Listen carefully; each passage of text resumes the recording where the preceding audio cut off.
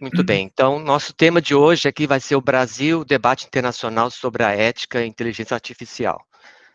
Nós vamos ver um pouquinho sobre, bem rapidamente, alguns princípios de ética em IA, e depois trabalhar sobre iniciativas internacionais nessa área, e vamos nos deter um pouco mais a fundo na questão da Unesco, que está negociando uma recomendação para um padrão ético global, né? E tudo isso vai ter, naturalmente, implicações para o Brasil, né? Então, esse é mais ou menos o sumário do que a gente vai conversar hoje aqui. Então, acho que em termos de ética em IA, acho que muita gente já conhece, então, são vários princípios que vêm sendo discutidos, né? Como a IA centrada no ser humano, né? A necessidade de você ter uma supervisão humana, e essa IA confiável, responsável, segura, benéfica, tudo isso pode ser resumido num princípio que é o de não causar dano, né? O ideal é que a tecnologia possa ser usada sempre em benefício da sociedade, né? De uma forma que seja responsável. Então, muitas vezes a falta de transparência, é preciso prestar contas, né? O que se também se refere como accountability, né? E essa IA que possa ser explicada, né? Porque muitas vezes, por exemplo, em mecanismos de deep learning, né? É muito difícil explicar como é que a IA chegou a determinada conclusão, né? E direitos humanos, privacidade e proteção de dados são temas muito debatidos já, né? Mesmo as questões de não discriminação, viés de algoritmos, né? O famoso bias, né? Questões de justiça, equidade e segurança e proteção dos sistemas, né?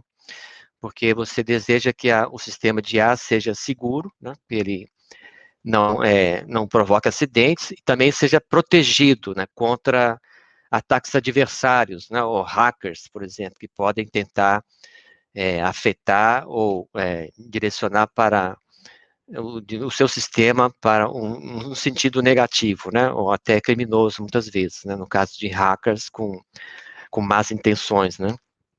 Então, é esse o equilíbrio que se busca, né? Maximizar o potencial da tecnologia e minimizar os riscos, porque a IA é um multiplicador de efeitos, e eles podem ter efeitos positivos ou não. Em alguns casos, pode gerar mais segregação, discriminação de gênero, raça, né? Estereótipos, é o que a gente tenta evitar, que a IA perpetue desigualdades, né?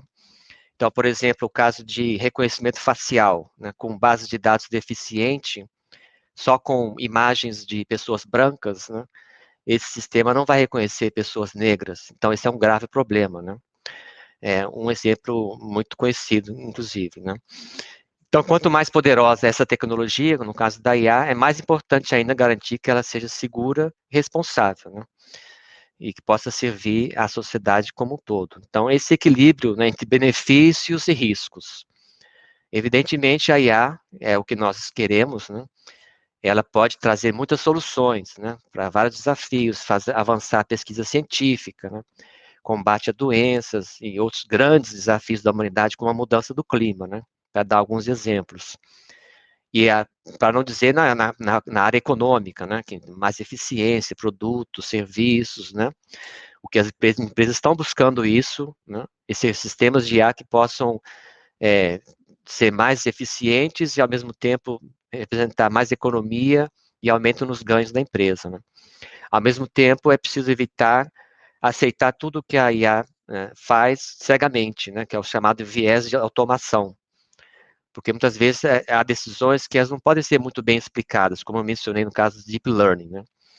Então, você não pode simplesmente aceitar sem, naturalmente, saber do que está se falando, né? Então, ainda nessa trilha, né, é evidente que a IA pode, sim, aprimorar a inteligência humana, ajudar em tarefas cognitivas, mas, ao mesmo tempo, devemos evitar delegar processos decisórios muito importantes, né, às máquinas, e que elas não estejam sem supervisão, ou que podem provocar, podem sugerir, né, caminhos que não são os mais adequados, né. Então, são sempre essa tensão, né, entre benefícios e risco, que a gente deve ter muito cuidado, muitas vezes, né. Um exemplo do uso prático, né, dos sistemas de IA, no caso de robotização de processos, né, RPA. Então, você pode ter uma IA que executa tarefas repetitivas, rotineiras, e isso libera tempo para os funcionários se dedicar a atividades mais criativas. Ao mesmo tempo, essa automação cada vez mais crescente, né, na economia, na indústria 4.0, pode gerar desemprego tecnológico. Então, o que a gente vai fazer, né? Vamos estudar isso, vamos ficar atentos, né? Haverá impactos negativos no mercado de trabalho, então é preciso pensar sobre isso, e se podemos tomar medidas preventivas, é melhor fazê-lo logo, né? Então, um pouco são os dilemas enfrentados, né, para a gente poder tirar o maior proveito possível da tecnologia. Então, já entrando aqui na área internacional, é a necessidade de se ter um sistema de governança, ao mesmo tempo que dentro dos estados, dos países, você tem leis, normas, né, e diretrizes, né, que orientam a atuação de todos, né, da sociedade. Ao mesmo tempo, na área internacional, você tem vários mecanismos, né, estratégias de governança, e entre elas, na área tecnológica, para prevenir danos, para mitigar riscos, como nós temos falado aqui, né.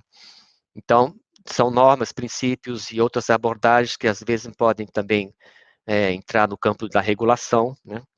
Você estabelece regras para aumentar a previsibilidade, você cria padrões, né, mínimos que podem ser aceitos por vários países. Isso tudo atua no interesse de todos, né. Você estimula a cooperação internacional, com isso você evita situações de insegurança jurídica, ou de conflito de normas, né. Daí a necessidade de você ter uma discussão sobre essa governança internacional da IA. E hoje nós temos muitas iniciativas em torno de princípios gerais, né? Mas quando você desce um pouco mais sobre a aplicação prática desses princípios, já há alguns desacordos, né? Sobretudo em função de interesses políticos diferentes, né? Muitas vezes há uma certa tensão assim, entre grandes potências, por exemplo, Estados Unidos, China, né? Uma certa competição, né? Uma certa corrida tecnológica, né?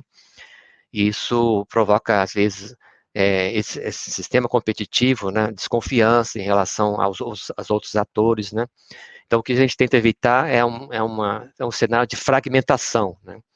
Que se você não adota regras, normas, não tem um sistema de governança global, aí você não tem padrões internacionais, e essa regulação futura da IA pode se tornar o que a gente diz balcanizada, que seria um outro termo para fragmentada, né. Até nas discussões sobre internet existe também um cenário chamado Splinternet, né? E quando você tem blocos opostos, né, com regras incompatíveis, né? É um cenário de fragmentação que é isso que nós desejamos evitar. Também no caso da inteligência artificial, né? A gente quer justamente ter normas que são de escopo global e podem ser aceitas por todos de forma convergente, né? Evitando essa fragmentação. Então, já passando aqui para o item 2, desses princípios, né, que eu mencionei, da parte prática, né, porque há muitas iniciativas em andamento, nós temos aí mais de 100 documentos em língua inglesa sobre princípios de IA, diretrizes éticas. Se formos colocar outros idiomas, acho que o número seria muito maior, e estratégias nacionais de IA também, bem mais de 50, ou muitas já publicadas, outras em elaboração. O Brasil acabou de lançar esse ano a sua estratégia nacional, então esse é outro ponto em que algumas são mais elaboradas, né, que vão além dos princípios, mas isso no plano nacional. Então você tem iniciativas na área global que são restritas a, por exemplo, alguns grupos de países ou blocos regionais, né, para não mencionar essas que são exclusivamente individuais, apenas em um determinado país, né. Se eu fosse destacar agora uma região, seria a Europa, né, que está dando esses primeiros passos na área de regulação.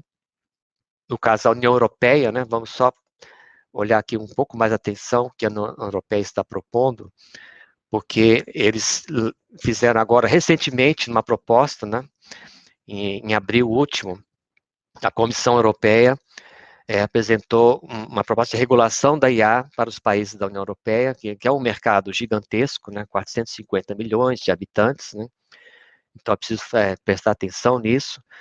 com esses objetivos gerais, não só de garantir segurança, né, os princípios éticos, mas proteger direitos fundamentais da pessoa humana, né, que seria uma das características da abordagem europeia, né, da tecnologia. E, quando for aprovado, esse marco regulatório será o primeiro, né, que vai, de fato, criar obrigações entre Estados, né, obrigações no plano internacional, daí a sua importância. E eles tiveram uma abordagem que foi amplamente debatida, por exemplo, um sistema de hierarquia de nível de risco, né, nas aplicações de IA, entre elas riscos que são inaceitáveis, que então eles devem ser proibidos, ou são riscos altos ou limitados. Finalmente, risco mínimo, que no fundo são a maioria dos sistemas de IA são de risco mínimo. Por exemplo, quando você recebe recomendações de livros, né, na internet, não há grandes riscos envolvidos, né?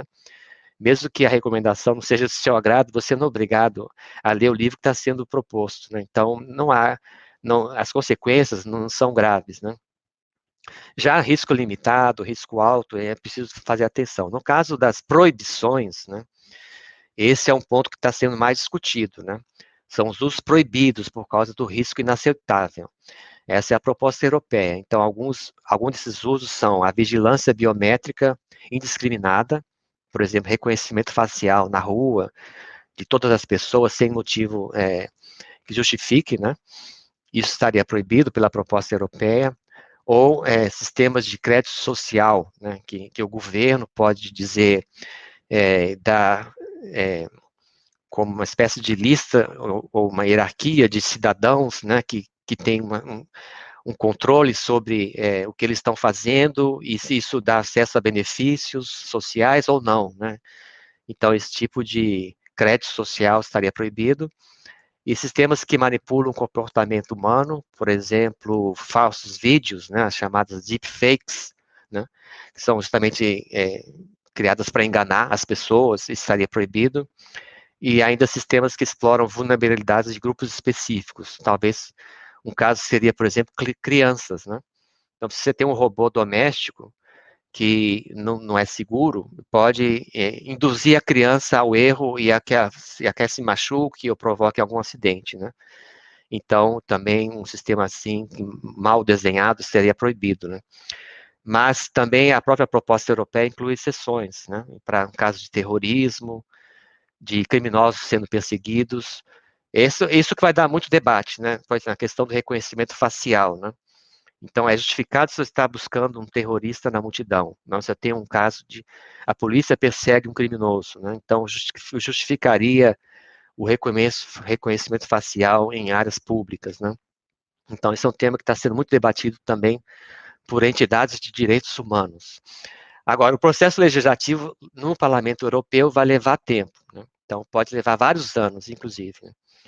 Porque as propostas são muito sofisticadas, né? Não só a questão dos riscos, dos usos proibidos, né? Mas também se prevê um comitê europeu de IA, né? E instâncias de autoridades nacionais para supervisão e pesadas multas, né? No caso de descumprimento. Então, muita atenção com relação à evolução desse assunto, porque como no caso do Regulamento Geral de Proteção de Dados, né, da União Europeia, por ser um mercado muito importante, né, influente, né, é possível que, uma vez adotado essa regulação, né, ela possa ter uma influência em outros países e regiões, né, inclusive no Brasil, né, como no caso de proteção de dados, né. Então, é importante acompanhar esse assunto e para podermos estar preparados, né. Eu queria também citar o caso da OCDE, porque é também uma organização importante, né, e que eles adotaram princípios em 2019, também nessa linha de princípios éticos, como nós temos falado, de valores centrados no ser humano, justiça, transparência, né, explicabilidade, segurança e proteção, prestação de contas, tudo isso que a gente já falou no início, né.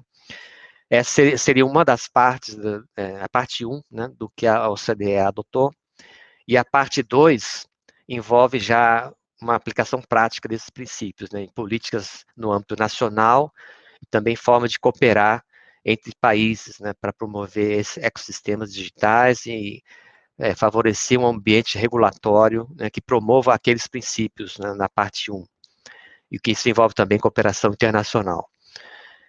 Então, no caso do G20, que já tem uma composição mais diversificada, né, no mesmo ano, 2019, na cúpula de Osaka, né, o G20 endossou parte desses princípios da OCDE. Então, sobretudo a parte 1, né, que é relativa a princípios.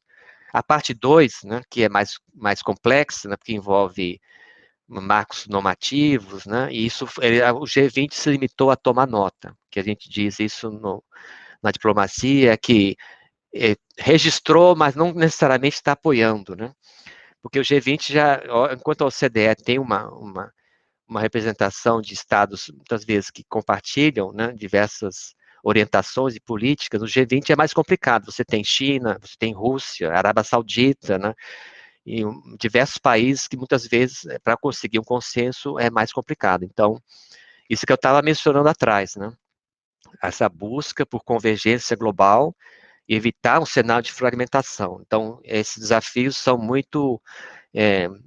são muito presentes, né, no debate atual.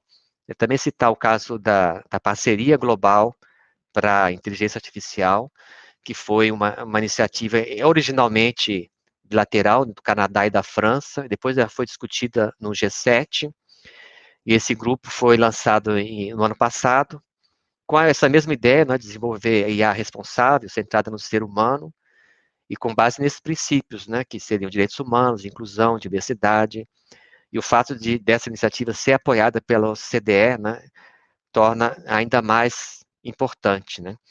E o Brasil aderiu, né, a esse grupo no final do ano passado, né? Então, esses são os países, que compõem o grupo, e então uma composição diversificada, né? Por exemplo, a Índia, né, faz parte, né? Mas você não tem aqui, por exemplo, a Rússia, você não tem a China. Então, isso que eu queria deixar bem claro, né? Porque embora existam iniciativas em andamento, né, elas não necessariamente têm um escopo global, né? Elas muitas vezes envolvem países e que o que a gente também deseja é que no futuro, nessa regulação, tenha uma aplicação para todos os países de forma equivalente, né? E evitando aquele cenário de fragmentação que eu mencionei. Então, não vou mencionar setor privado, sociedade civil, porque são muitas iniciativas, né, que vocês podem sempre buscar na internet, né, para caso tenha uma dúvida específica. Bom, então vamos entrar um pouco aqui no âmbito das Nações Unidas, para a gente falar um pouco da Unesco, mas antes mencionar o painel de alto nível sobre cooperação digital, né, que foi uma iniciativa do secretário-geral da ONU, Antônio Guterres, aqui na foto, né, e que ele convocou um grupo de especialistas, inclusive um brasileiro, né. Vocês podem ver aqui, é o terceiro da esquerda para a direita, professor Edson Prestes, né, que foi convidado a participar desse painel de alto nível. Então, eles divulgaram um relatório em 2019 e depois, no ano passado, um mapa do caminho. Tudo está na internet, vocês podem pegar os relatórios e os documentos necessários, né, se tiverem interesse, porque esse mapa do caminho, entre outras coisas, propõe a criação de um órgão consultivo da ONU sobre inteligência artificial, né. Essa foi uma proposta do secretário-geral da ONU, ainda não foi implementada, mas a intenção é que ela seja o quanto antes, né? Então, seria o primeiro órgão consultivo de alcance global para fazer recomendações, inclusive, não só de governança, mas também em termos de marcos normativos para IA no âmbito global, né? Então, daí a importância dessa iniciativa, né, que está em andamento. E, finalmente, chegamos aqui no padrão ético global que a Unesco está discutindo. É uma recomendação.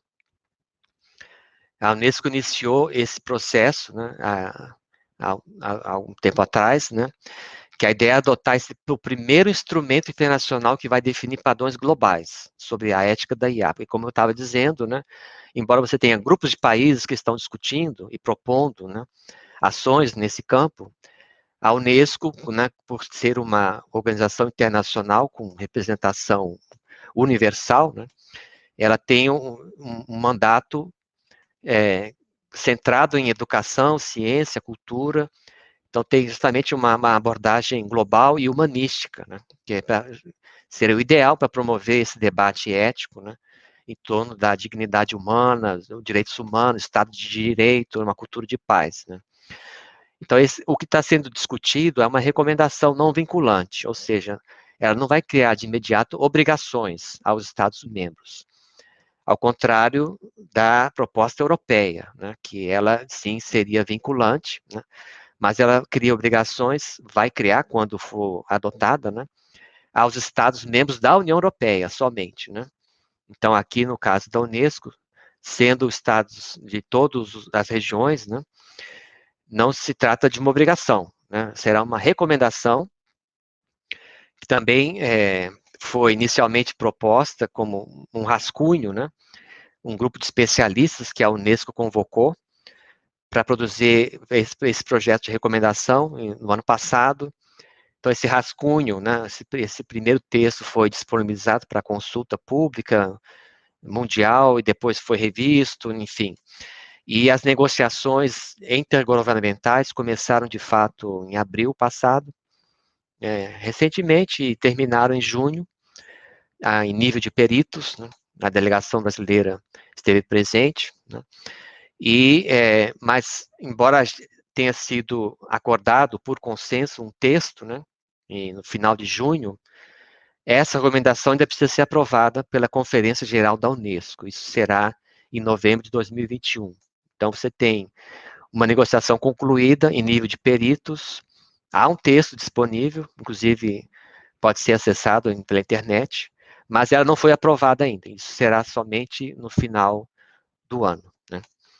E como eu estava dizendo, é importante, né, essa recomendação pela sua universalidade, né, pelo caráter multidisciplinar e pluralista, né, do mandato da Unesco, né, que é uma organização que pode exercer esse papel de plataforma global, né, para o diálogo sobre a ética da IA, inclusive por reunir países em desenvolvimento, né, que participaram dessas negociações.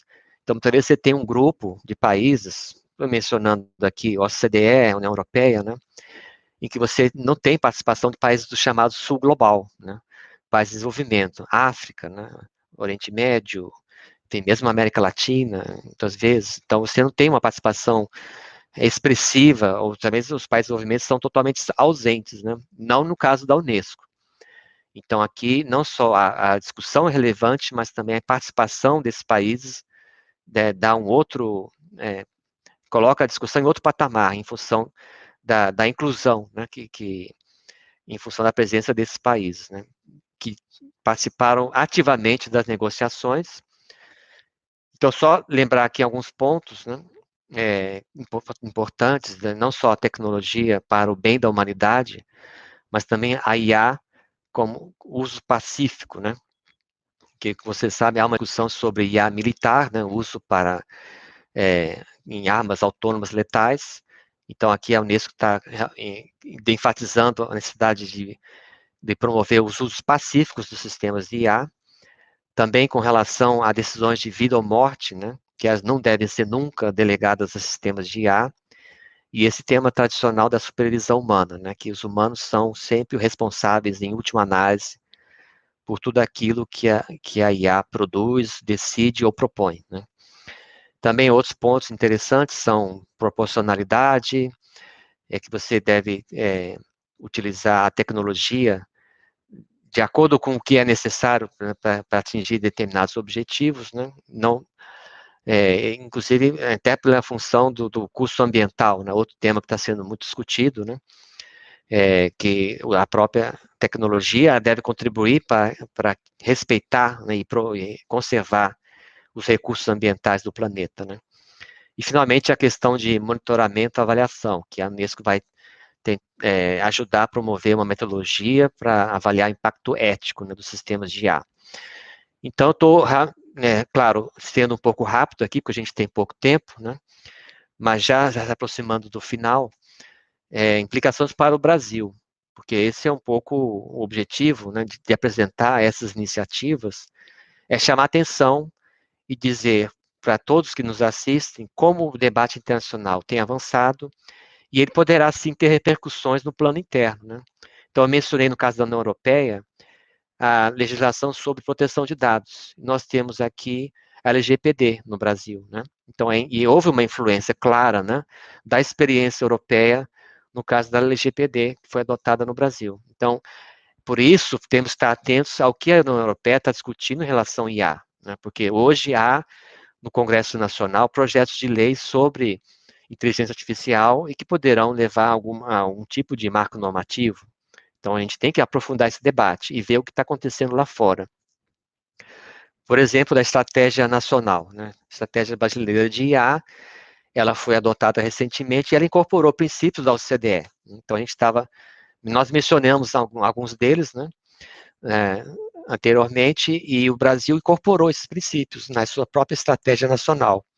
Então, esse é um exemplo claro, né, que você tem um debate acontecendo no exterior, mas que ele vai tendo repercussões e o que é discutido lá fora, naturalmente, pode ter um efeito muito concreto, né, internamente. E, finalmente, documentos, ou ainda não chegamos a nada comparado ao nível de um tratado internacional, mas, por exemplo, a Unesco está discutindo uma recomendação e que ela contou com a participação do Brasil na sua negociação e será naturalmente endossada pelo governo brasileiro em novembro, né? Porque nós participamos da negociação e chegamos a um consenso. Então, o governo brasileiro está satisfeito com esse texto, né?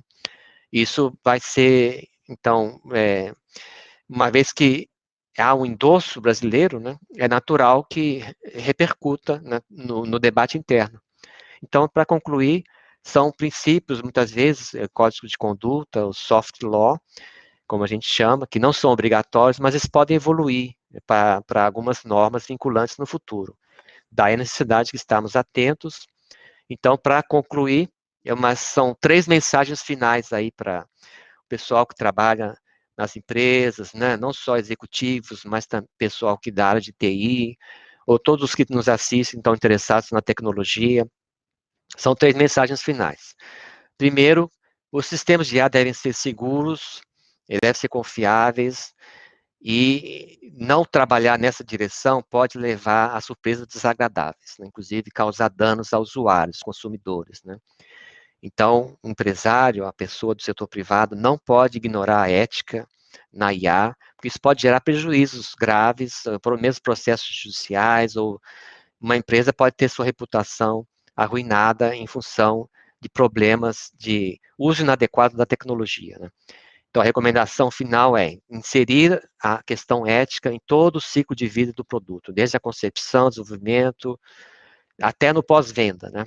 Então, isso um pouco que esse congresso tem trazido, imagino, várias sugestões, né, para aplicação da tecnologia. Então, a minha sugestão seria dar atenção também ao debate ético, que é extremamente importante, como nós vimos. Então, muito obrigado. Termino aqui. Fernando, é com você.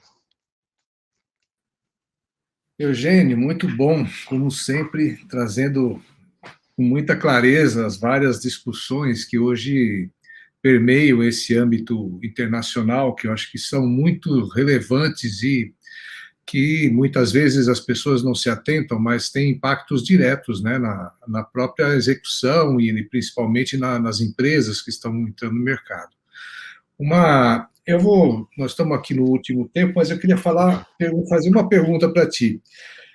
Com todas essas iniciativas que nós estamos tendo aí a nível internacional, né, qual é a visão do Eugênio? Você está otimista? Você acha que nós vamos conseguir rumar para uma proposição unificada ou vai haver aquilo que você falou no início, uma fragmentação, principalmente de países como China ou Rússia, por exemplo, né? E, e, e dentro dessa linha, por exemplo, aí que a Unesco fez um documento que houve um consenso, né, e pode ser aprovado, mas são apenas recomendações. Se os países não aceitarem, não seguirem a recomendação, vamos dizer assim, existe algum tipo de sanção ou não? Isso é livre, é apenas uma questão de consciência? Qual é a implicação que teria? Obrigado, Fernando. Olha, no primeiro olhar, a primeira impressão é de preocupação em relação à evolução desse quadro, sobretudo quando a gente fala muito em rivalidade entre as potências, né? Você mencionou Estados Unidos, China, então isso preocupa. Mas também há motivos para um otimismo moderado, porque esse caso da Unesco foi exatamente isso. A Rússia participou, né, a China participou, países europeus foram muito ativos, e no final se alcançou um consenso, né? Então, é possível negociar textos complexos, né, numa área como IA e conseguir consenso entre os países, né? Então, o que a Unesco fez foi uma prova de que isso é viável. Então, o que a gente tem que se esforçar é para que o debate se encaminhe nessa direção, de você ter participação maior das Nações Unidas, essas plataformas globais de interação entre os países, que elas possam ser ativadas, né, e você ter uma conversa que inclua a todos, inclusive os países de desenvolvimento, como eu mencionei. E eu acho que, naturalmente, o Brasil está bem colocado, né, nesse debate. Você falou sobre a questão, se países não quiserem fazer o que foi recomendado, eu já mencionei que se trata de uma recomendação. Então, ela não cria nenhuma obrigação. Cada Estado nacional, cada país vai atuar conforme a sua visão, né? Então, se alguma recomendação que determinado país considere inadequada, ele não é obrigado a cumprir, né? Então, não há um sistema de sanção, no caso da Unesco, né? Não há nenhum tipo de mecanismo a ser acionado, porque é uma recomendação que é colocada à disposição dos Estados-membros da Unesco. Aqueles que estiverem de acordo, naturalmente, podem implementar nos seus países, né? Podem adotar regras mais específicas, mas nunca como uma obrigação. Maravilha. Muito bem, acho que ainda é um debate que vai longe, né? Nós estamos aí acompanhando, pelo menos na I2AI, nós temos lá o Com nosso certeza. comitê de ética, estamos acompanhando todo esse debate, que eu acho que é fundamental, tanto em termos de caminhar para a paz, do uso ético da inteligência artificial, não é? E também como isso são linhas de atuação para as próprias empresas para que nós tenhamos uso responsável da inteligência artificial. Né? Então, Eugênio, eu queria agradecer a tua contribuição, excelente, como Perfeito. sempre, tá? E contar contigo nos próximos nossos eventos e no nosso comitê de ética da I2AI. Tá? Agradeço muito, muito obrigado. Muito obrigado. Obrigado, né? Até a próxima.